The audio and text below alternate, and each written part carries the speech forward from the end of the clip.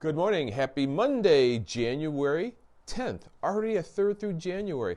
Well, last week, what's going on? We had a lot of bad weather last week, didn't we, across the country? Where I live, I woke up on Friday to -1 degrees. Ooh. And I think there were some major accidents across the country on expressways where people got trapped in their cars and were running out of gas waiting to be rescued. Other bad that's going on is the COVID numbers. They're going up. But I think we could have predicted that, couldn't we, after the Christmas holiday season. Antonio Brown from the Tampa Bay Buccaneers took off his jersey, did some jumping jacks, and walked off the field. That's bad behavior on the field. Now, I heard it was saying that the Tampa Bay Buccaneers and Tom Brady weren't targeting him enough, therefore he couldn't make the incentive part or the performance part of his contract, so he felt like he was being cut anyway. I don't know. A true professional wouldn't behave that way as far as I'm concerned. And what about that tennis player stuck in a hotel in Australia? You know, yes, he's free to get vaccinated or not to get vaccinated, but you know what? We still have rules in society. And me as an insurance agent, I'm governed by the rules of my business every single day. So let's get to today's topic.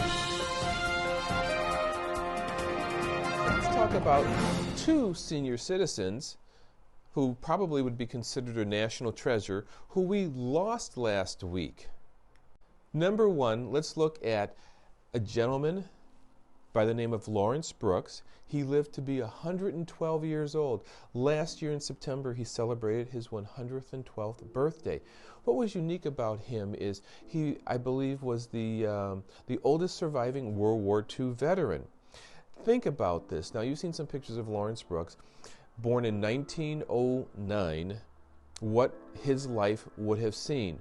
In 1909, the automobile was probably commonplace, but still the horse and buggy was also very much commonplace.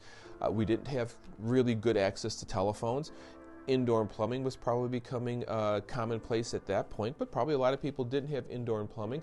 Electricity was probably, spotty at that point too, developing up. We certainly didn't have TV, and at that time, who could have even conceived of wearing an iWatch or me recording something on an iPhone when this gentleman was born? So he's seen a tremendous change in technology and society, and he was a World War II veteran. Once asked, did a little bit of research on him, how did he live so long?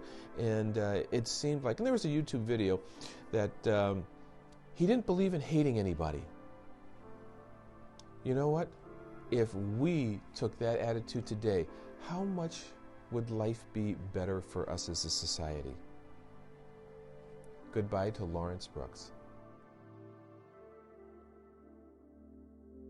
Another person that we lost last week is Betty White. I love Betty White, as I think her name was Sue Ellen on the Mary Tyler Moore. She was such a snarky person, and she followed through with that in The Proposal, where when she was introduced to Sandra Bullock's character, Margaret, she says, "Oh, is your name Margaret or Satan's mistress? We've heard it called so many different ways." I just love the way she delivered her lines, and we lost her.